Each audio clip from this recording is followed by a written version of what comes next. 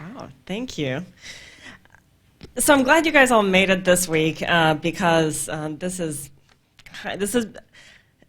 been one of the most exciting weeks to get ready for. We're going to get to a lot of really cutting-edge research this week, and get into this whole new range of ideas and information here.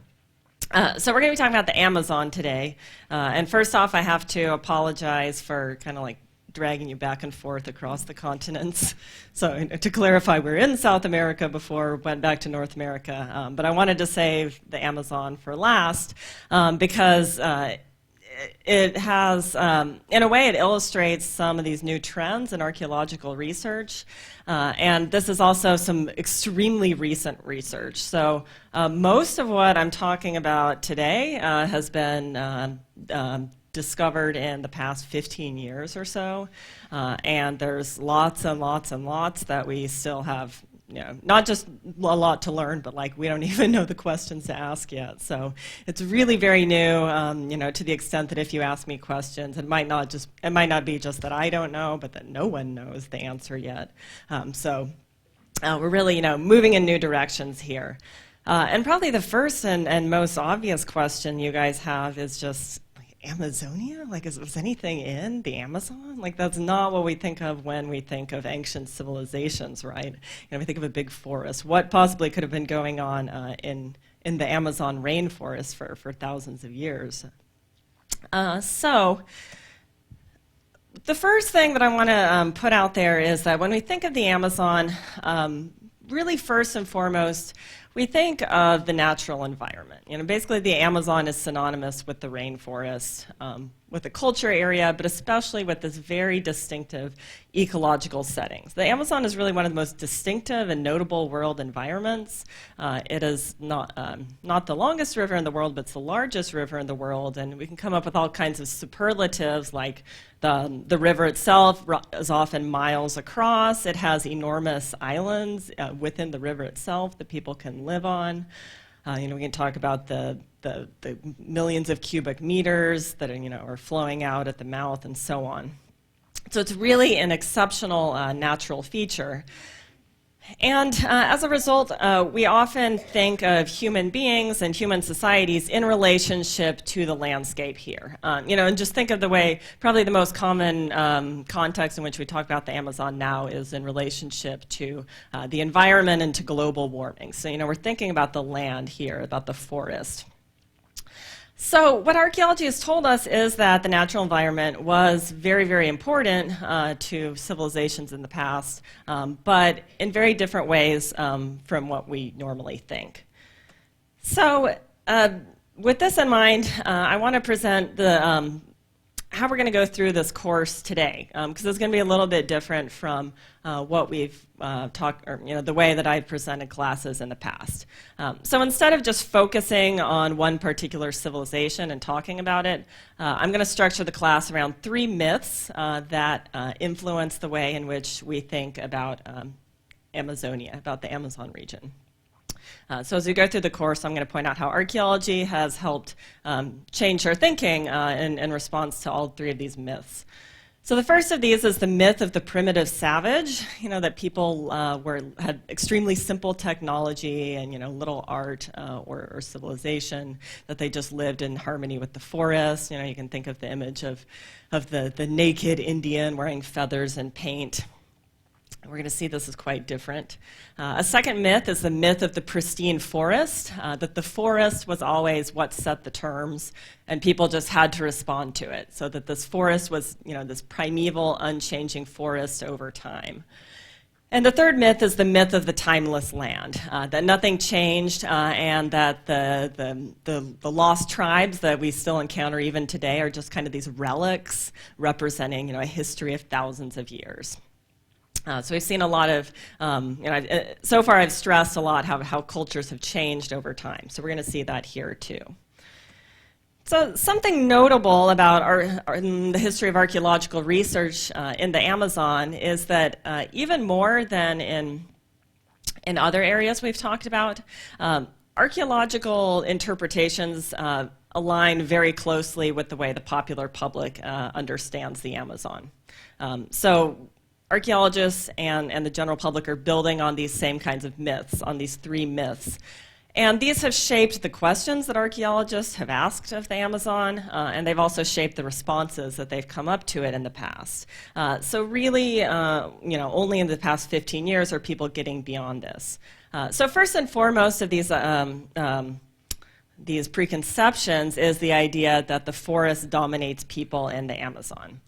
So archaeologists, again, hold this idea of the, primitive, or for a long time, archaeologists held this idea of, primitive people living in harmony with the rainforest in a sustainable way, with simple technology and so on. And this is, epitomized in these popular press news stories of, lost tribes being contacted even today, who are living in grass huts and so on. So we very strongly have this image in our mind. In archaeology, a lot of this is tied to a very influential archaeologist of the 20th century, Betty Meggers.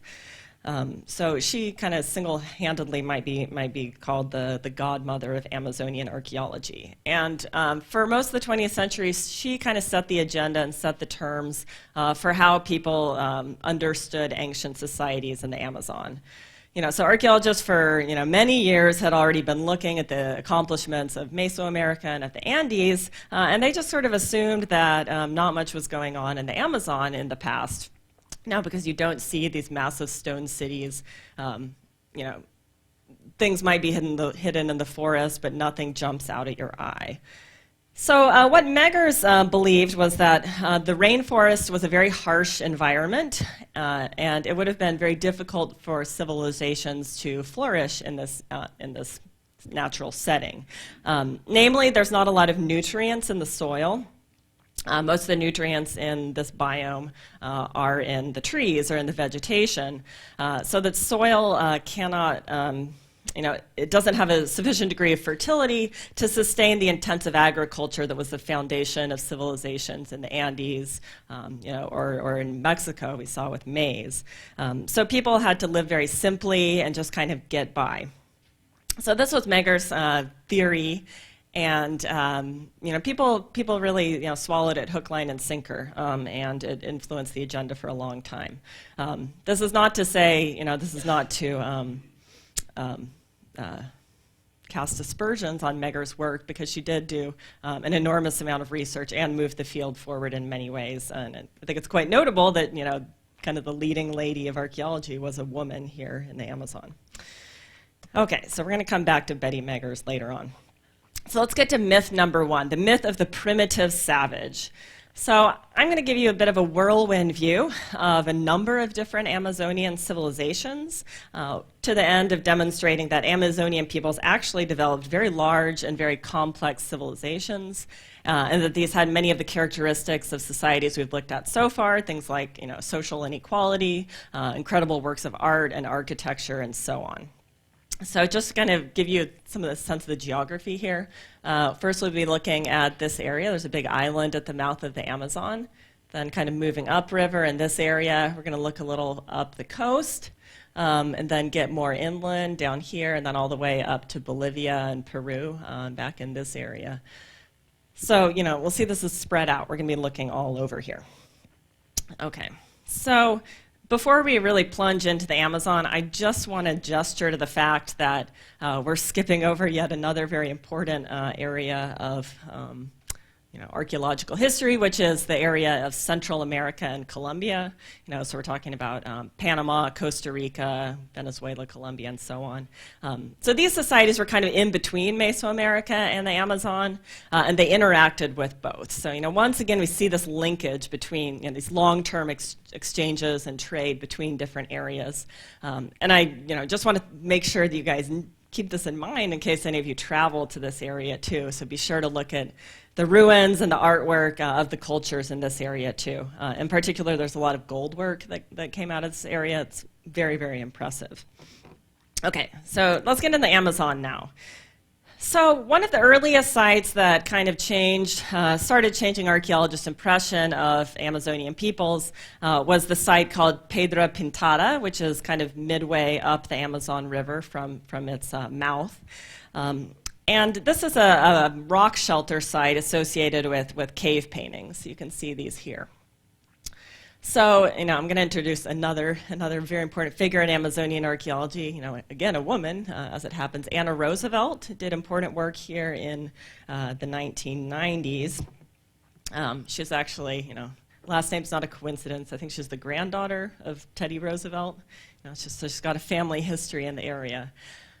So she was kind of trying to test Betty Megger's hypotheses, and she started work here at Pedro Pintada, and what she found was that this was actually an extremely old site. It dated to around 9,000 to 8,000 BC. So the artifacts and the paintings left there had been the work of early human beings settling in the Amazon region.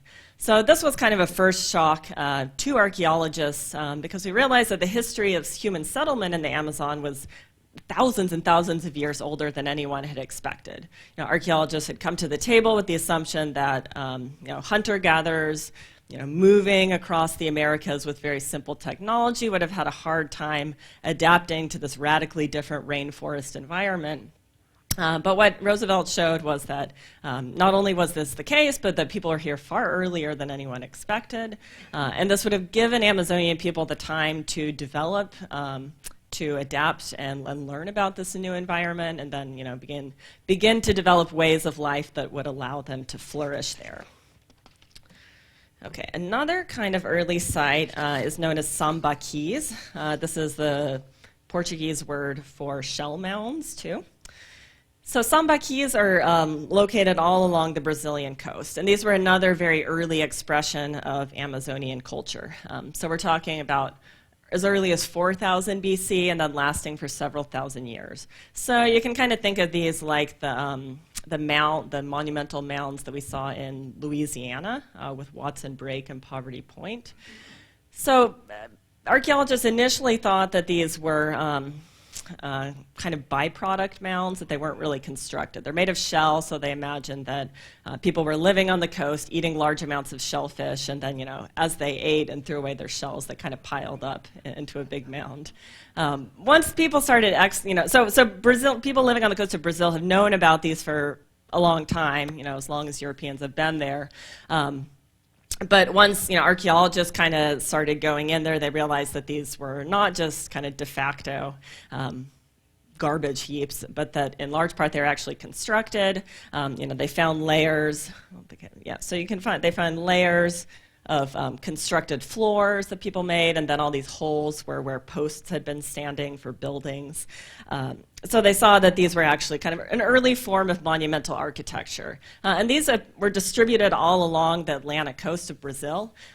Unfortunately, not many of them remain today because this is the most urban part of the country. So they're disappearing, but we still know that this was an early and important archaeological culture here.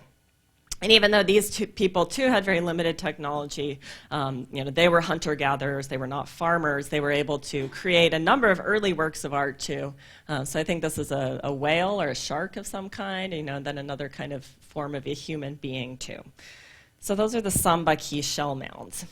Really, the civilization that we know most about at this point in the Amazon is kind of in the same area, so whereas the Sambaquis were all along here. We're going to focus on this area, which is called Marajó Island. And, like the Sambaquis, this was a coastal area, so Western people knew about this culture for a long time because they've been settling this area. But archaeological research really began in the 20th century here. So Marajó Island is a very large island that was formed by silt, vast quantities of silt moving down the Amazon and being deposited at the mouth of the river. So it's very low-lying. It's an island that is the size of Switzerland. So when I talked about the superlatives of the Amazon, I think this would be one of them. So it's just one island among many in the river.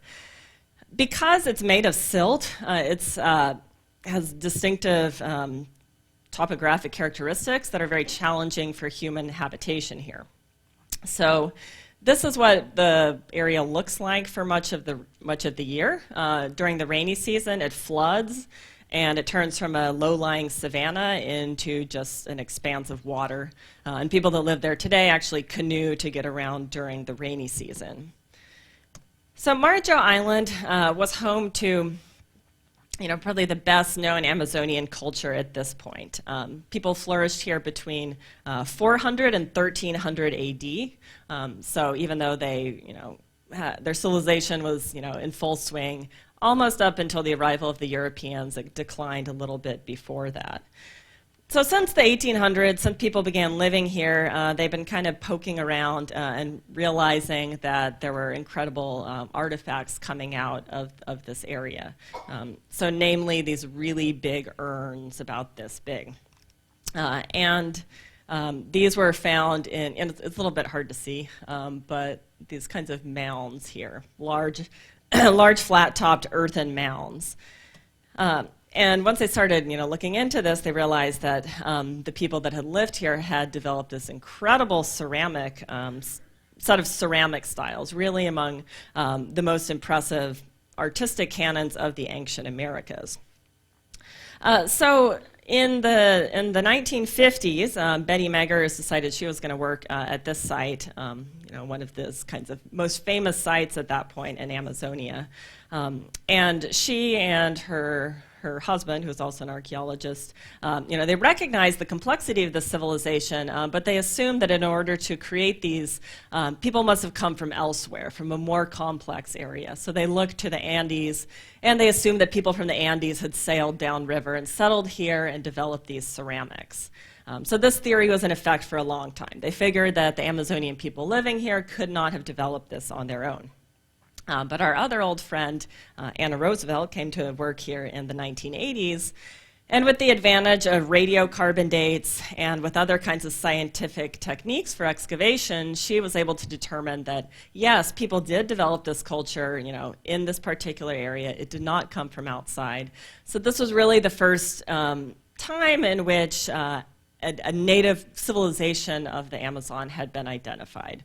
So we're really talking 25 years ago, compared to 500. So we're talking about, we realized this 25 years ago, whereas, with the Aztecs, we've known about them for 500 years by now. So, we're talking about a very different time scale for the archaeology in this region. Okay, so, to share a little bit of what we know about the Marijo people, they lived on these large, flat-topped earthen mounds. They were very large, several acres in area, and this enabled them to get above those floodwaters. So they were able to kind of build a civilization on these mounds, as it were. So these served as habitational sites. People had houses on top. And they also had these kinds of cemeteries. So here, as in many parts of the Amazon, burials were in these large ceramic urns. So you can see this is kind of an example. So they're kind of half buried in the ground. And these are some of these burial urns. They often represent people or kind of semi-human, semi-mythical figures, like this sort of owl figure. And important people were buried in these, and they were clustered together under these shelters here. So some of these mounds were probably for more elite members of society, so we do think that there were class and status differences, and this is where the finer burials tended to be. Some of these people were buried with fine grave goods too, and I think this is just quite interesting. This is an example of one of these fine grave goods. It's just an elaborately designed stone carving of an axe. But because, when we think back to the way in which this area was geologically formed, it's just silt coming downriver. So there was no stone in this area. So we're talking about people like not even really in the Stone Age, because there wasn't even this simple ecological resource here. So people had to trade from far afield to get hard stone to make artifacts like this. So this would have been a symbol of prestige, just as with these ceramics. Okay. And an interesting facet of Marijo society is that women seem to have had a really prominent role here. For one thing, the majority of art, well, there's a lot of artwork that depicts human beings, like these ones here on the right, and a lot of these are women. So you can tell this because of basic body features like breasts being represented. Also, a lot of these have what archaeologists think are tattooing represented on the figures too. So as I mentioned before, archaeologists generally think that societies that have a larger number of artwork representing women, that this tends to reflect a higher position, a higher status for women in society. And they actually have some evidence that women might have been leaders too, actual rulers. In particular, they see representations of women sitting on stools, which are like a throne in the Amazon. The stool was a very important kind of furniture, I guess. Another interesting artifact that archaeologists have found that they strongly associate with the Marajo culture are these strange artifacts, and if you had to guess what they probably were, you might not think that they're one of the more unusual artifacts you'll see. These are actually pubic covers for women, so very uncomfortable, I have to assume. But the thing is, they're extraordinarily decorated. So you can see the very fine painting. They're really, really thin, so they're very fragile. And many people think that these were a special kind of covering that that women wore for perhaps puberty ceremonies, or maybe that female leaders wore on special occasions. But in general, they reflect the fact that these special kinds of artwork, these very fine, labor-intensive forms of art, were reserved and made primarily for women. There was no kind of equivalent for men in this society. Okay, so moving a little bit upriver, we find the Tapajos culture. This has barely been studied at all, but with the Tapajos, we're kind of like where we were with the Marajo in the 1800s. So archaeologists and local people have been running into these extremely beautiful ceramics for many, many years. You can just see the level of intricacy of all these little animal and human figures represented here.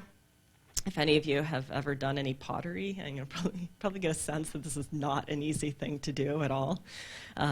So, this is just to illustrate that, even upriver, there are a number of different cultures that really remain to be understood. We can say very little about Tapajos, other than the fact that at the time that the Portuguese came to this area, this culture was probably still thriving because early Portuguese accounts of traveling up and down the Amazon River show that when they came through this particular area, the area near modern Santarém, as they canoed down, huge hordes of people came out on the riverbanks. They were talking thousands and thousands of people shooting arrows at them.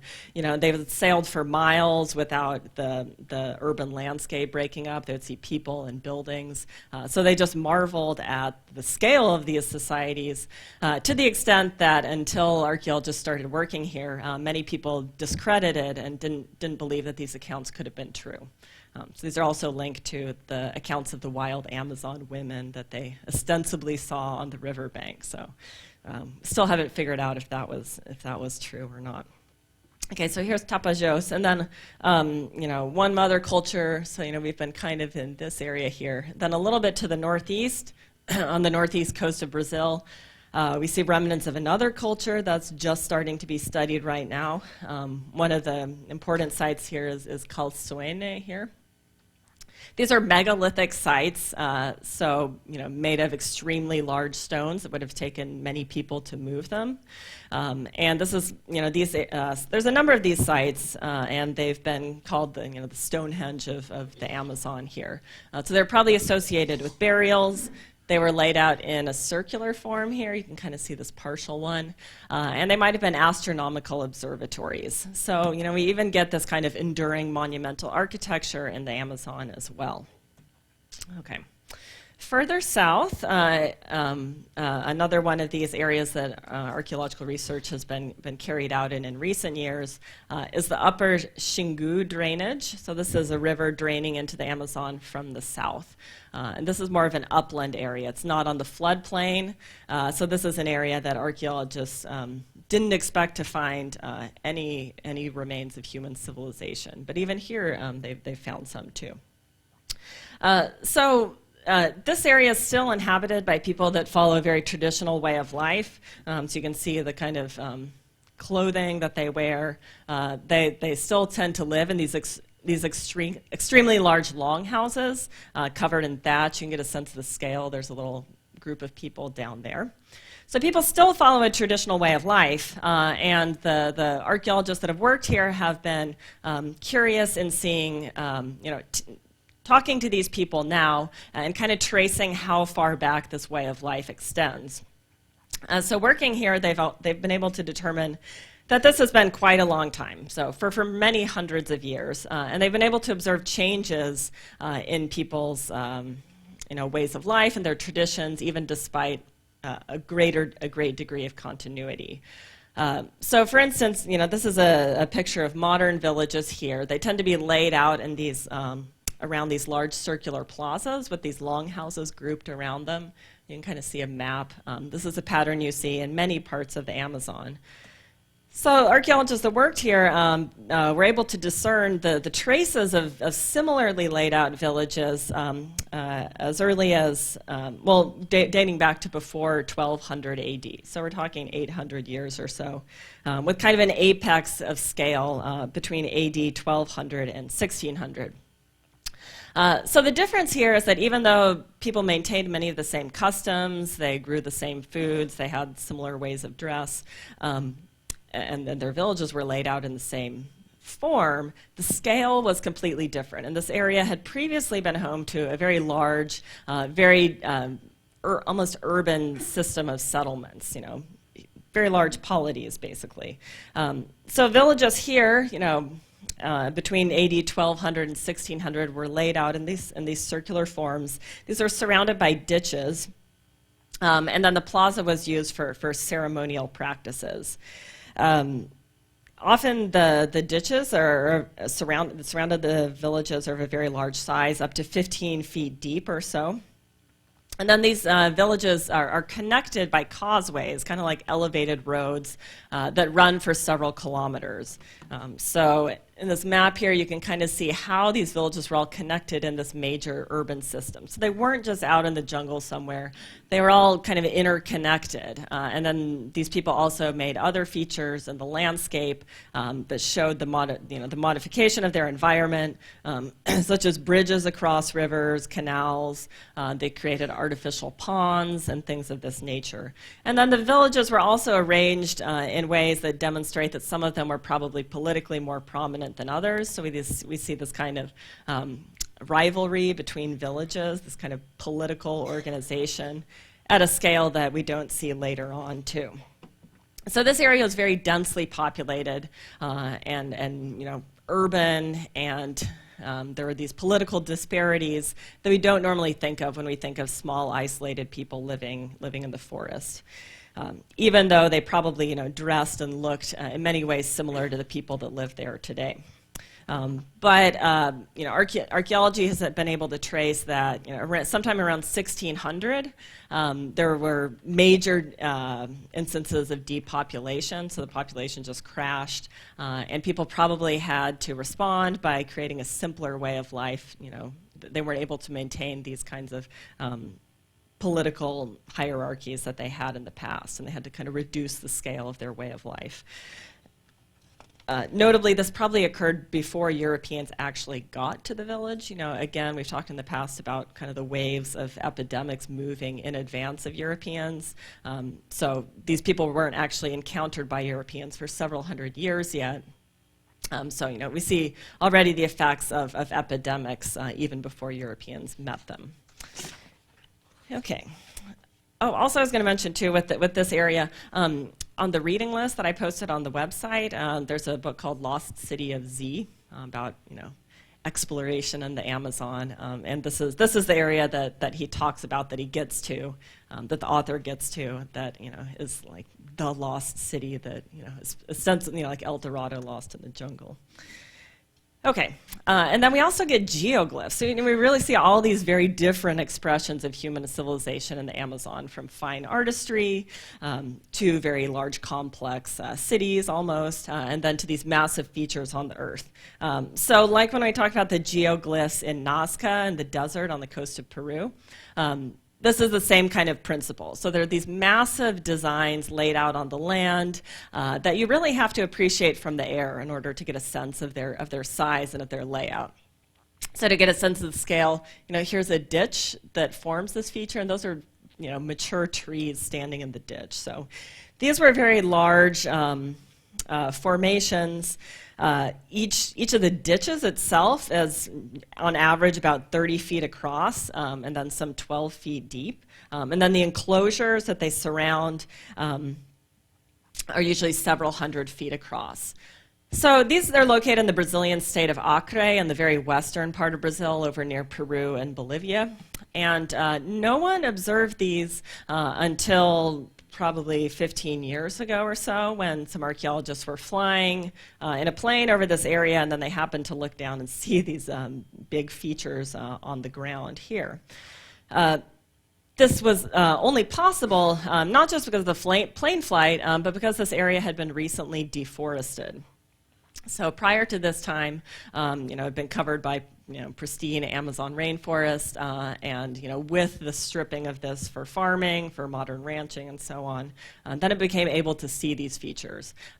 And once people realized that they were here, the archaeologists got together, and here's where I'm going to get into the talking about the new technologies. They used a very simple tool of Google Earth. Do you guys know Google Earth? Okay, won't go into that. Yeah, so they just got on Google Earth and kept looking and finding more of these on the ground, to the extent that we found 270 of these and counting still. There might be more yet. So we see that much of the archaeology in the Amazon has only been able to come about with one, technological changes in research practices, but also with social changes and global changes. In other words, deforestation here. So this kind of raises an interesting point, which is that if these sites are only visible as a result of rampant deforestation, then what does this imply about what the environment was like when these people lived here and when they made them? Because obviously, these could not have been constructed in the middle of a large forest. This had to be an open area at that point. So the geoglyphs already kind of start to raise questions about the longevity of these ecological forms that we perceive as natural. So we started to see changes in the landscape. Okay, so here are some of these other ones. You can see they're kind of in these clusters. Also, these were probably had defensive aspects. These ditches would have prevented people from getting into the area, but also had ceremonial features too. Really, they remain to be excavated and understood. So this is also very new research here. Okay, so this point about the deforestation leads us to our second myth of the day that we're going to deconstruct, which is the myth of the pristine forest. So what archaeologists have found is that much of what we think of as the kind of natural, untouched human rainforest was really the product of active management by human beings. So just absorb that a minute. I'm going to take you through this point, but just kind of think of the enormity of this and the importance of the Amazon, the kind of unchanging nature that we think of this massive forest. And we've always seen humans as kind of living lightly off the land, but actually what archaeologists have discovered is that the land is in good part a product of what human beings have created. So one research area in which this has been very well demonstrated is the area of Llanos de Mojos, which is in northern Bolivia. So here we are in northern Bolivia. That's kind of on the edge of the Amazon region. It's within the Amazon drainage, but it was not actually a forested area. Instead, it's better described as a savanna. So like we saw with Marajó Island at the mouth of the Amazon, this was another area that experienced seasonal flooding. So you go from this in the dry season back to this in the wet season. So people here had to cope with the seasonal changes in order to flourish, in order to make their home here. So like Marajó Island, people tended to live on these mounded, flat surfaces. They also had burials in their mounds too. But more research has focused on how they managed, how they altered their landscape in order to make it productive for human agriculture, in order to be able to sustain themselves in this area. So one of the most visible features on this landscape are these features called raised fields. So raised fields have been developed a number of times across the Americas, and basically what they are these kind of long, like pill-shaped, raised mounds of soil. So they're very long, and they tend to be distributed across the landscape on a large scale. What they did is they elevated soil above the level of the floodwaters, so that you could raise plants in here without them rotting in the ground. And in other, in other areas, they also had advantages like you could grow, you could use the aquatic resources like algae or like fish, and you could harvest those. There would be this exchange of nutrients between the water and the soil and so on. So they're a very good adaptation, and they actually cover very, very large amounts of the Llanos de Mojos. At least some 2,000 square miles are covered by these. So think of the scale of earth moving that this involved. And you can see these very well from, from above. But they're not the only feature that people in the Llanos de Mojos developed in order to adapt to this landscape. So they had a number of different things. One of these were raised causeways that ran between settlements, again, like we saw with the Xingu area with the ring villages. So there are these very large, like 3 feet high causeways or so that again got people above the floodwaters. These were often next to them ran canals, and these canals were in part to kind of divert and manage where water would go, but it was partly in order to cultivate, to grow fish here. So fish were a very big food resource for people. So in fact, one of the ways that archaeologists have found that Amazonian peoples were able to get nutrients in this environment was in part from the soil, but also in part through very savvy management and exploitation of aquatic resources. So people have coined the term aquaculture to describe this. So they made fish ponds that when the waters receded in the dry season, they would trap the fish in the ponds. So it's kind of like semi-domestication, moving the fish around as they needed. People also made weirs, which are these kind of traps that divert fish into a holding pen where they can be harvested. They made also, let's see what else.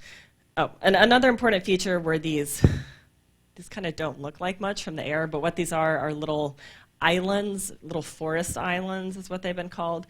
So they're again mounded up above the floodwaters, and this is where people did have little forests that they use to grow, forest plants coming from, or products coming from trees, like palms and palm fruits were very important too. But the forest didn't grow here naturally, so it was only as a product of human intervention that they were able to sustain these little islands, and these remain here in place even after hundreds of years. So the Llanos de Mojos, you look at this image, and it's all kind of clustered together in one schematic. We see many, many different ways in which people moved earth and moved water in order to live there and in order to get the kinds of resources that they needed from the environment. Another real feat of agricultural engineering that Amazonian people developed was manioc. In Spanish is known as yuca, if you've heard that, or cassava is the other name too. And manioc can now be purchased, at most public stores in Nashville. It's around, it's made its way into the U.S. too. And this is the plant behind tapioca too. So manioc was for Amazonian people what maize was for people in Mesoamerica. So it was kind of the everything plant. It was very, very useful because it can be kept in the ground for 2 years before harvesting. So this enables you to time, to very, it's kind of like in the ground storage. So you can, take it out when you need it, leave it in when you don't need it. You're not tied to this very rigid farming schedule with the seasons. And Amazonian people eat this in many, many forms today. Tapioca, beer, kind of a crispy meal like breadcrumbs, kind of bread. You can boil it, you can roast it, you can fry it, you can do all kinds of things. They're very inventive. But to even get it into an edible state required a substantial degree of engineering because many varieties of manioc are actually poisonous in their natural form. They contain prussic acid. So people developed very elaborate ways to get this out of the manioc and make it edible. So first you have to peel the manioc, then, so this is the traditional way that most people in the modern Amazon prepare it. So first you peel it with a machete, as it were. Then you grate it, then you kind of sift it. Then you take the pulp, the grated pulp, and put it in this sort of long tube. Kind of like the Chinese finger torture things that you pull, squeezing things. And then, so here's this kind of long tube. And then you hang it up, and when you press down, it squeezes out liquid. So you take the pulp that stays inside, and then you can toast it here. You can form it into these kind of tortilla-like patties that preserve for a long time. And then when you take the liquid, you can make that into a beer, a manioc beer. So this is a very diverse crop, so it serves all kinds of uses, different social uses too. And I'm going to pass around, this is not an ancient artifact, but an artifact. This is from the Shipibo-Canibo people in Peru. And it's a manioc serving bowl, kind of very much like this one. So you can pass it around and look at it. It also has a little rattle in it too. That's their style here. Pass it here. Okay, so that is manioc. So manioc was domesticated very early. So again, in attesting the ancient origins of human life in the Amazon, probably around 6,000 BC.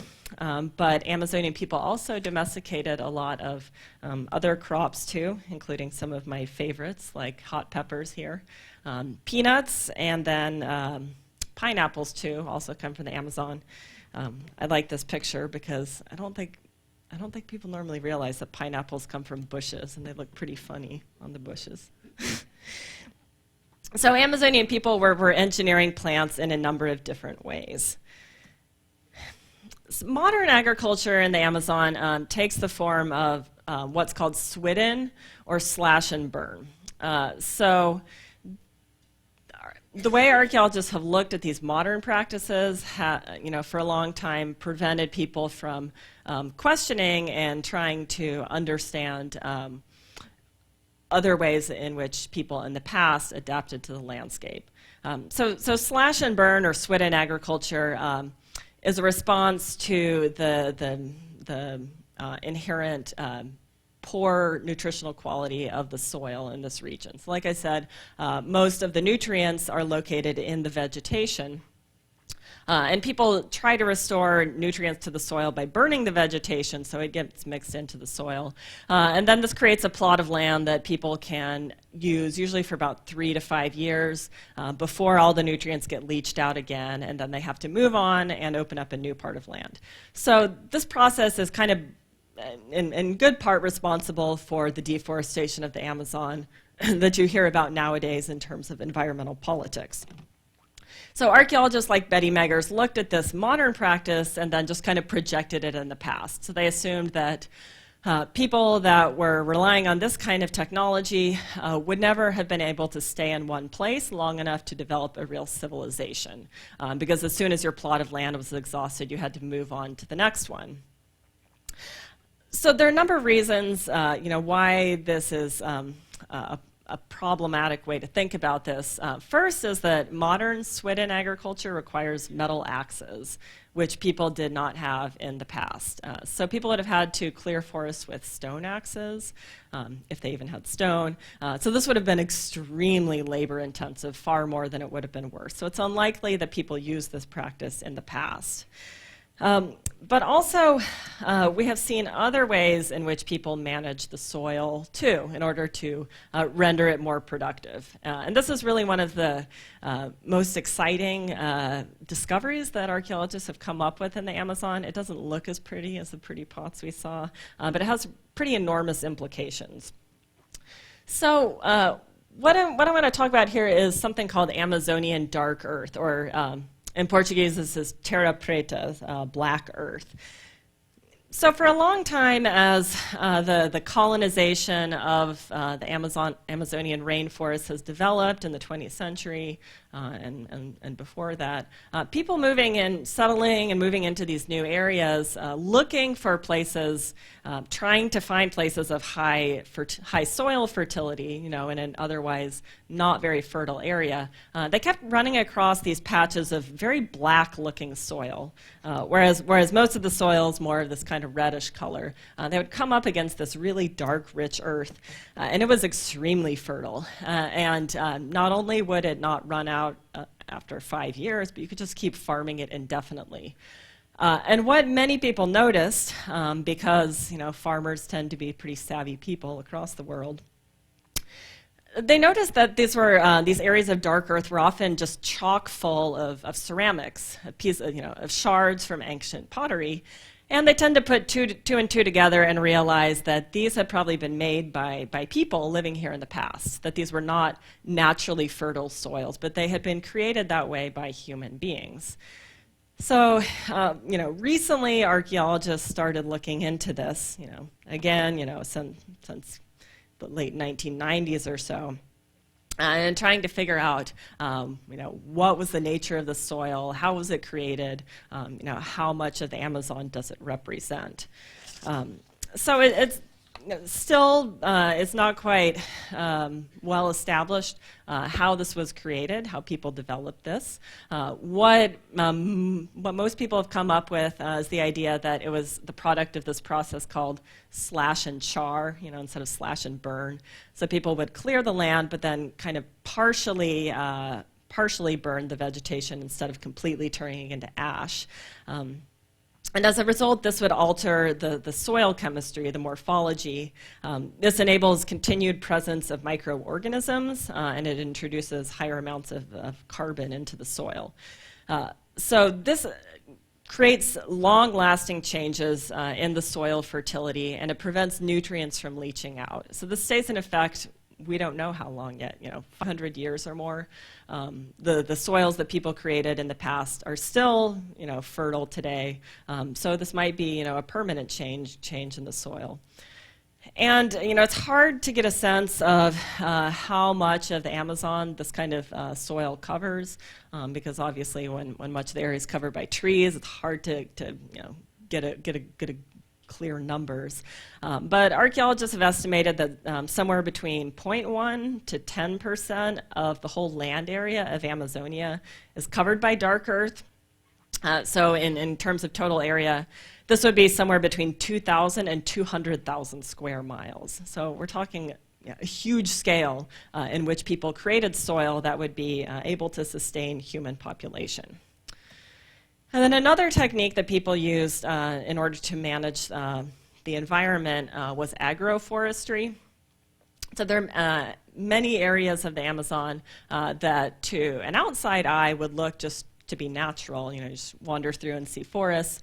But botanists and native people there know that there are often dense clusters of these kinds of trees that are not exactly domesticated, but they're species that produce products that are useful for human beings.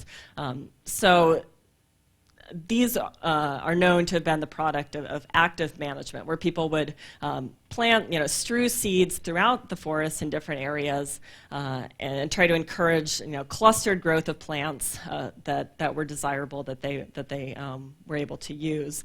And then in turn, many of these, like these fruits, would attract animals that they could hunt for game. So there's this kind of domesticated landscape disguised within the broader natural landscape, and it takes people to question this and approach it in certain ways in order to bring this out, in order to realize it. So the upshot of all of this is that we see that the natural environment of the Amazon, the so-called natural environment, is really not natural at all, but that human beings for thousands of years have been intervening to make it suitable to their own way of life in order to sustain large numbers of people and so on. So what this means is that we can talk about nature in the Amazon, but for all modern people on Earth, none of us have ever experienced a natural Amazon. So we don't even know what this looks like. So this has big implications for talking about the future of the Amazon and the best course to go forward with, particularly when we talk about global warming and issues that are of concern, across the world.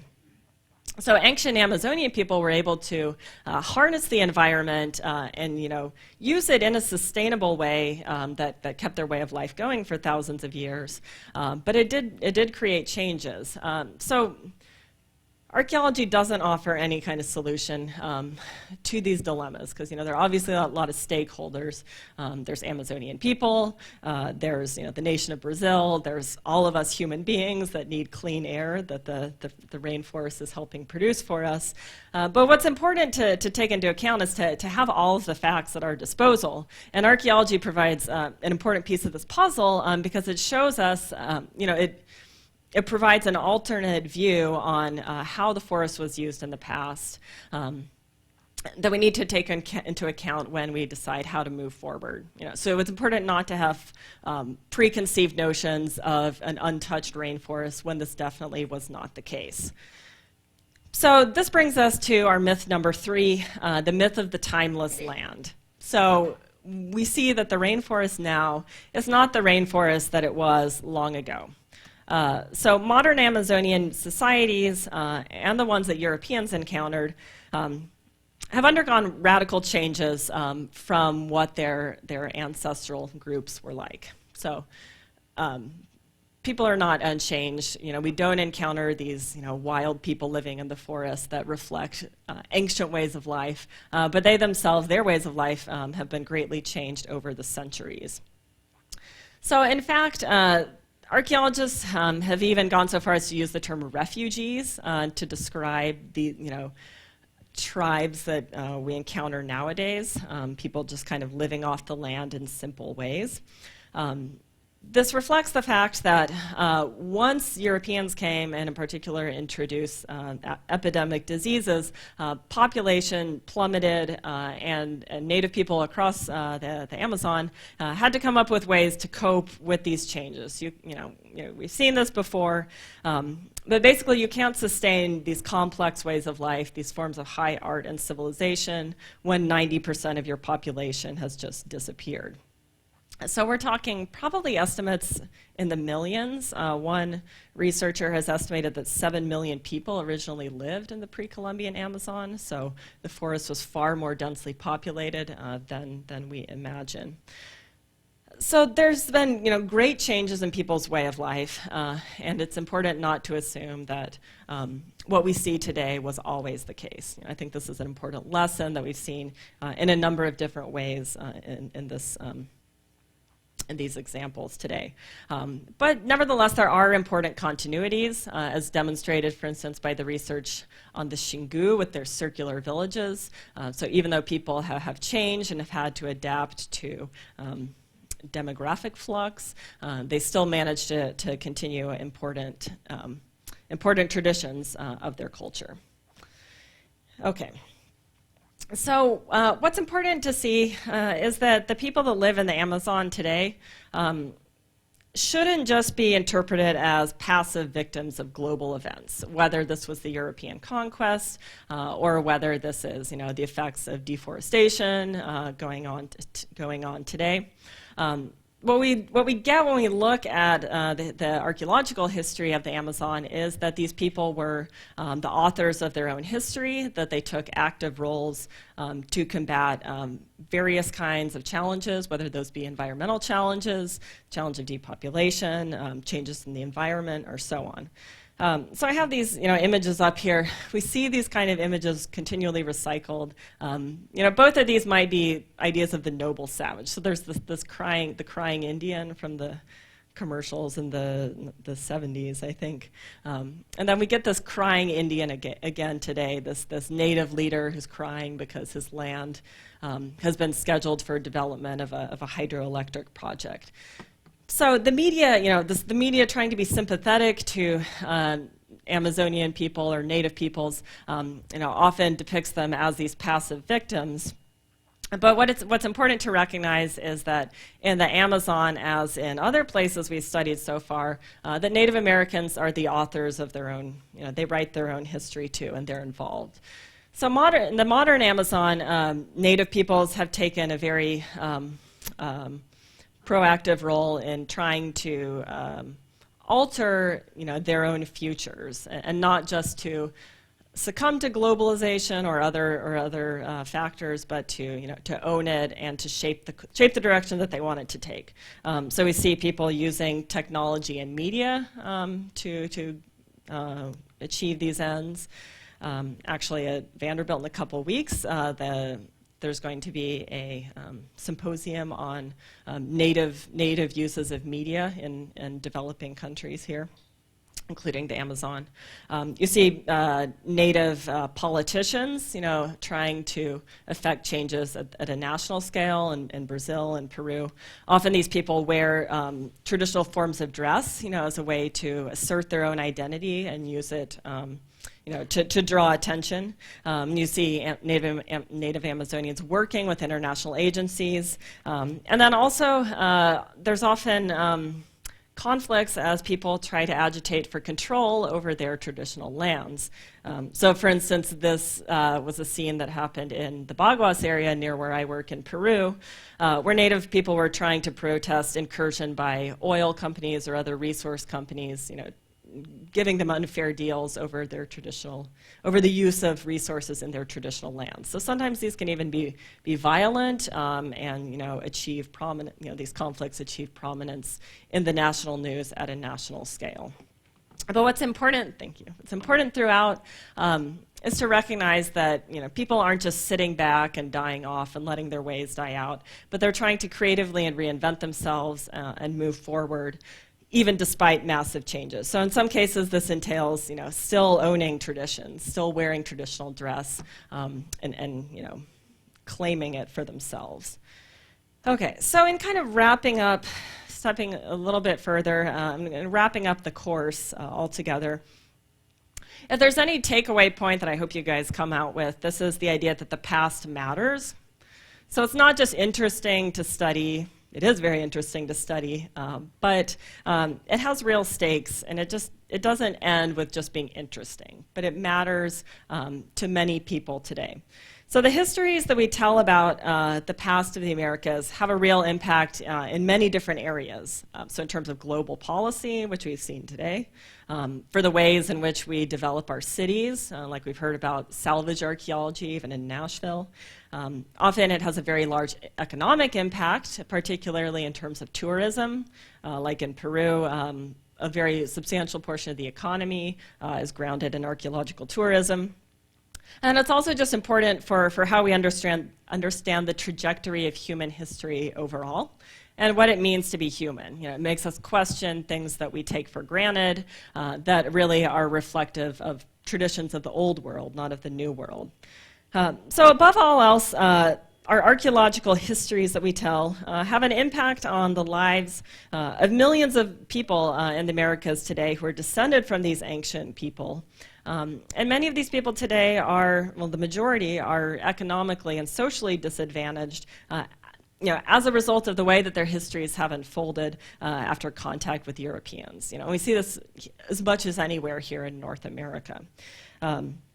So archaeologists, in the face of all of these issues, have tried to figure out how best to carry out an ethical practice and how to move forward, and not just tell interesting stories, but try to use people's history to help them. So I think probably the biggest lesson that people have taken from all of this is the importance of working hand in hand with Native groups and helping put their history in their own hands and equip them to make decisions, not just about artifacts, but knowing the whole story in ways that only archaeology can get at.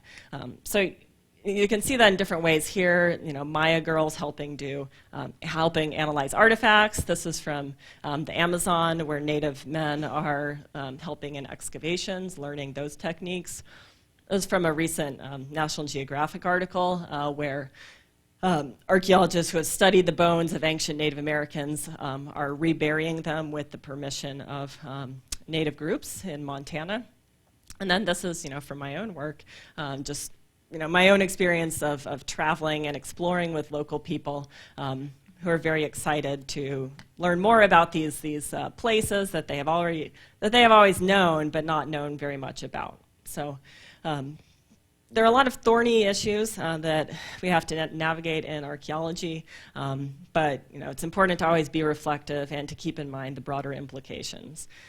So that wraps up the class, and I want to thank everyone because I've had a really good time, and thanks for all of your input and questions. So, okay. Yes. We set a picture before this one. Okay. The two fellows have a white band around their upper muscles. Mm-hmm. What is that for? The guy in the computer has one, and the photographer. Right. I think there's a number, I can't speak exactly as to this particular scene, but there are a lot of groups where just kind of an aesthetic standard of beauty is to bind the arms and legs, and there's kind of like makes a bulge. Actually, this guy, you can't really see. That guy has it too. I think that's probably that. Yes. There's a program on PBS called The New Wild. It's like 9 o'clock on Wednesday, Thursday night. And actually, they covered the Amazon and the forests in one of the, maybe the first or second episode. I think it's started in January or something. So people might be interested in seeing it. They cover different topics. Okay, so that's The New Wild is the PBS show? Yes. Okay. Yeah, on that note, too, another book on the reading that I put on the reading list, 1491, it gets a lot at the environment, humans' relationship to the environment before Columbus, too. So what we talked about today for the rest of the Americas. I think back there's a question. Two questions. Did Teddy Roosevelt's expeditions contribute in any way to the archaeological understanding of the area, number one? And are there still areas of the Amazon where people exist that we haven't discovered yet? Okay, two questions. Okay, first question, did Teddy Roosevelt's expedition contribute to archaeology? I don't think, I want to say that they didn't really get into that because I've never come across any information that came out of that. My sense is that it was a lot more biology and zoology. Second question is, are there still uncontacted tribes? Yes, except that the global world is changing such that, to the best of my knowledge, a lot of the uncontacted tribes have been contacted by other native tribes. That's a very, very thorny issue in Brazil because people by this point realize that with any contact, they're going to contract diseases. And even in 2015, suffer this same problem that's plagued the Americas. So there's a very active dialogue, I think, in Brazilian politics as to how best to help those people forward where it is possible to, but realizing that there are real limitations. Yeah, but I think, I'm not sure how many, but I think they're still out there. Yeah. Question over here. About 3 or 4 screens back, you had 3 paintings of some type, including This? cannibalism Yes. in the top left there. Yes. They really look like Europeans, not native Americans. So could you say something about these 3 pictures and what they're trying to do? Yeah, well, these are all from probably the 17th century. I mean, these were all made by Europeans. They're all European engravings. So I think just a lot of times people depicted what they knew. These are meant to be Amazonian people. They just don't look like them very much. So yes, so the cannibalism, it was definitely documented. That was something that took place when the Europeans got there and took place through much of the 20th century in different areas. Actually, one of the world's experts on ethnography of cannibalism is in our anthropology department here. And she's, in the culture that she studies, she worked with people whose parents had taken part in cannibalism, like they didn't still do it, but they're, it's a very instructive example because their thinking is that it's horrifying and disgusting to put your loved ones in the ground to just rot away and be eaten by bugs and so on. So consuming your loved ones was a way to kind of keep them with you in a very physical way. So I think that's a really powerful way to kind of think about a different way of seeing the world. Okay, so that's the cannibalism. This one is supposed to be, I mentioned the Amazon women. So it's supposed to be the Amazons, the supposed warrior women tribe that the Europeans saw as they traveled upriver. There has not really been much consensus as to whether that reflects any real group or not. Potentially, but no one's found any evidence of that so far. So, yeah. Yes, back there. Any evidence of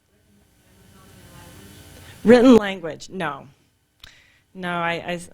I hate to say it, but for North America and for the Amazon, there was just drawings, pictures, but people weren't involved in writing language in any way like we would say today.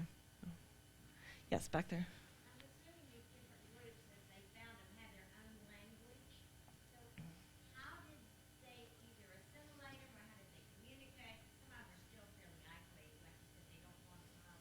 Mm-hmm.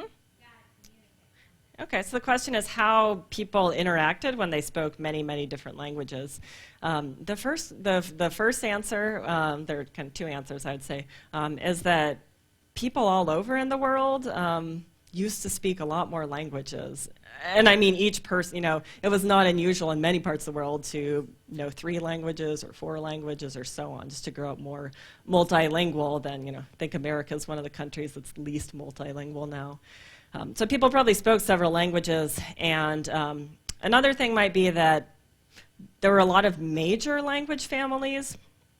So like there were groups as different as Indo-European and Chinese or Austronesian. So there are a lot of really different language families, but then also a lot of interrelated languages within those. So it might be the difference of like speaking Portuguese and Spanish. You might be able to understand a bit. But you raise a good point that I didn't even get into the linguistic diversity of the Amazon, which is just extraordinary. Yeah. Yes. The answer to this is probably another course, but maybe briefly. You see pictures of archaeologists with grids laid out and sitting Yeah. spatulas. Could you just talk a little bit about the technique or the technology, or how you use that? The grids? Yeah. Yeah. Just understand what you're doing. No, that's a good question. Okay, so the grids usually serve to help provide a great amount of detail in where you find artifacts. So pretty much 95% of archaeology boils down to where artifacts are found in relationship to other artifacts. So, where they're located within a building, could show like a kitchen, this place was used for cooking, this place was used for sleeping, would just be one example. Or say a pot that is found in a grave would have a different significance than a pot that's used to make dinner with. So it's extremely important to know which artifacts are associated with each other. This can also help with dating artifacts too, in areas where radiocarbon dates are very debatable. It can be very, very contentious as to exactly where they came out of in the soil. So mainly the grid system serves to kind of increase the scientific accuracy and increase clarity. And it's also kind of reflects the fact that archaeology is destructive. So once the stuff comes out of the ground, it can never be put back. This information can never be gained ever again. It's lost to history. So it's absolutely essential to record as much as you possibly can, even in light of the fact that people down the road might come up with new ideas, new ways of describing or finding things. So, we might not even know how to prepare, the data for that future research. So we just absolutely have to, be very detailed and very precise. So yeah, it's actually kind of a low tech strategy and a low tech principle, but usually used. Yeah, I think follow up. Related, I've always also wondered why they're buried. Does dirt just build up on top of them naturally? Yes, and short answer, yeah. So why are archaeological sites buried? Just as soil moves around, it's like dust accumulating on your countertop. It just kind of moves around. No, plus flooding and other forces. But yeah, it just gets buried over time with the movement of soil. No. Yes.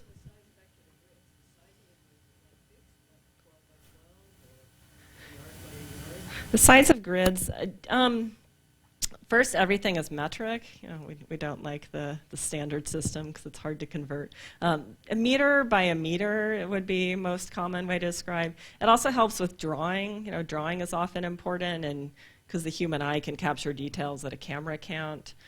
As light changes with the time of day, it can be hard to see something in a photo. So, yeah, a meter by meter. Not everyone uses those. I don't. They're helpful with drawing, but it's kind of a pain to dig around the line, so I don't do that, but it looks good in pictures too. It's more scientific. No. Yeah. Yes? You talked about where you work, but what is the focus of your research? Of my research, okay. Yeah, so I kind of work in between the Andes and the Amazon. So with these people that would have been heavily involved in interacting with people in both areas. So that's kind of a broader question, is understanding the societies on the eastern edge of the Andes. So the Andes run north-south. Understanding how these people mediated relationships across different parts of the continent. So we think of the Andes as really different from the Amazon, but pretty much anywhere in the ancient world, there's a boundary where people would have been interacting with both areas. Look at the U.S.-Mexican border. Those people are very literate in both cultural areas. So that's kind of a bigger question. I'm also interested in architecture and particularly in houses. What I really like to study is things that we take. I like to study everyday life because it's often things that we take for granted as universal. Cannibalism is very obviously different across societies, but sitting on chairs at home might seem like a natural thing to do, but there are lots of people that never use chairs, that don't need chairs, that have different ways of sitting or sleeping or eating. So I like to study everyday life too, in the area I work in. So in particular, I look at houses, and I'm interested in the different kinds of roles that houses serve. So how different factors that shaped how people built their houses. So their status or just kind of personal self-expression. Also other factors such as, I look at how public life took place in and around the house, because we kind of think of houses as very private places, just the realm of one family. But in many parts of history around the world, and in the context I study too, there were areas where people had gatherings, and you can look at the construction of the house as involves huge gatherings of the whole community. So they're all kind of invested in how houses got built too. So there's a lot of I could talk at great lengths. I'm not sure where to boil it down to, but you're welcome to come talk to me more after class. So houses, everyday life, architecture, how the environment in which you live shapes what you do, and how you relate to other people. So, any more? Okay, we're at time. So thanks everyone.